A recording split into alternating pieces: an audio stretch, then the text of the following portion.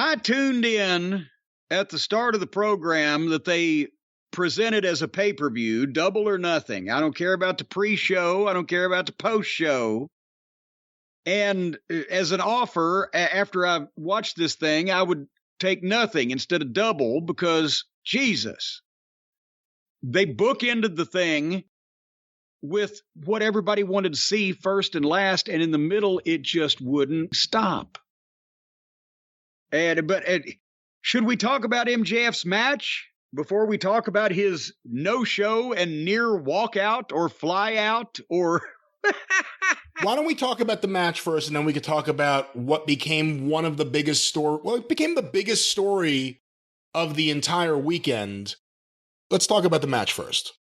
Well, the match was MJF and Wardlow. Obviously, Wardlow had gone through all the challenges. He had survived everything that Spears and all of the hitmen had tried to, come after him with. And now it's MJF and Wardlow.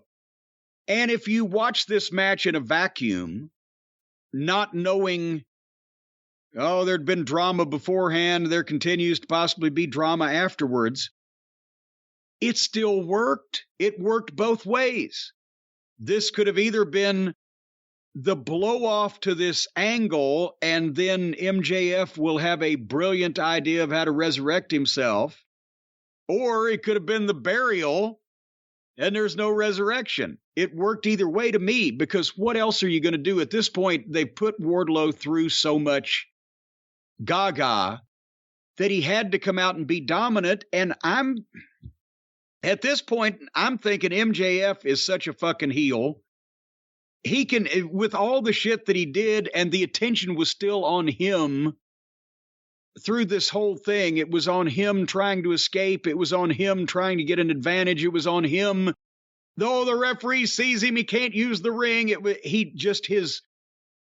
His reactions and everything he did, the people are chanting, asshole.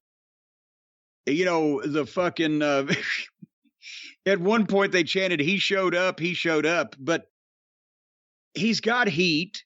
Wardlow is incredibly over. He's the one guy because he shows that emotion, and they've allowed him to break loose and get over.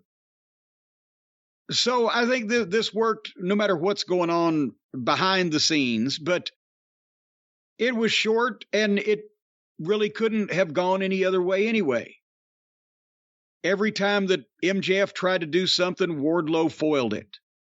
Every time you thought that Wardlow finally got his hands on MJF, he would eye poke or whatever the fuck, or in some way get out of it, until finally they did that spot where the MJF was selling, but he got the ring out from his tights and put it on, but the referee was standing right behind him and grabbed it and took it off. And then, of course, MJF offers him triple pay and a handshake, which gets him a boot and a power bomb. When's the last time a power bomb got a pop like that?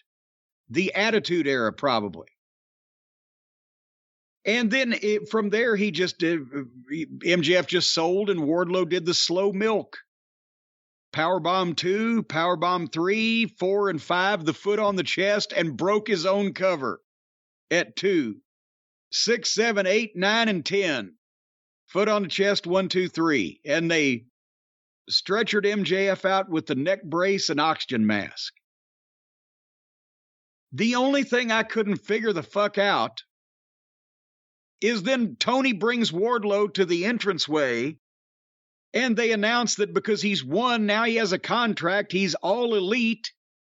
And Wardlow didn't say a goddamn word. Tony just walked off and left him standing there to wave at the people.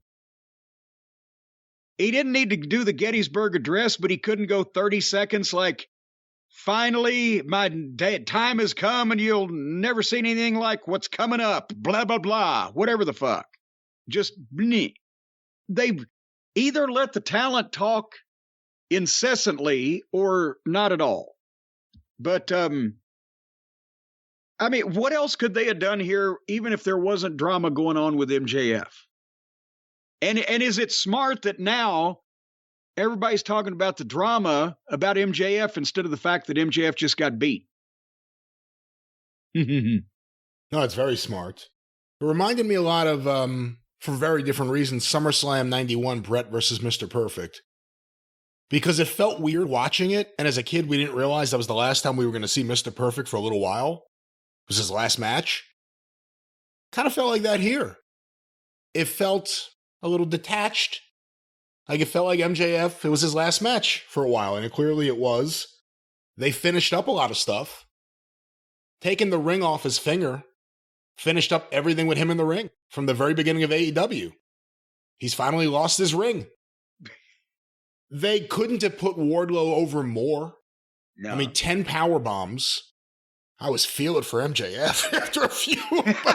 10 well, power he bombs. Was feeling after a couple of them. Did you notice there was a couple of them, hands went back. Like, oh, Jesus Christ, not this again. And by the way, whatever anyone wants to say about MJF and the events of this weekend, Wardlow gets put over this way because MJF put him over this way. Yeah.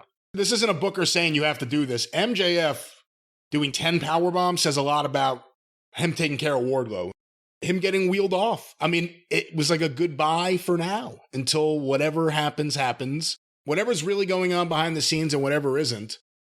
It seemed like a farewell for a while of MJF.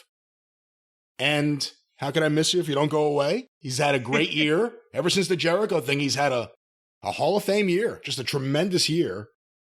And everyone's intrigued to see what's going to happen next. And no one's going to remember the fact that he got killed with 10 power bombs whenever he comes back, wherever that is. And everyone will remember that Wardlow destroyed MJF and it won't hurt MJF. So it all worked out for the best for everyone involved, at least as far as on air. Whatever behind the scenes, that's a whole nother story.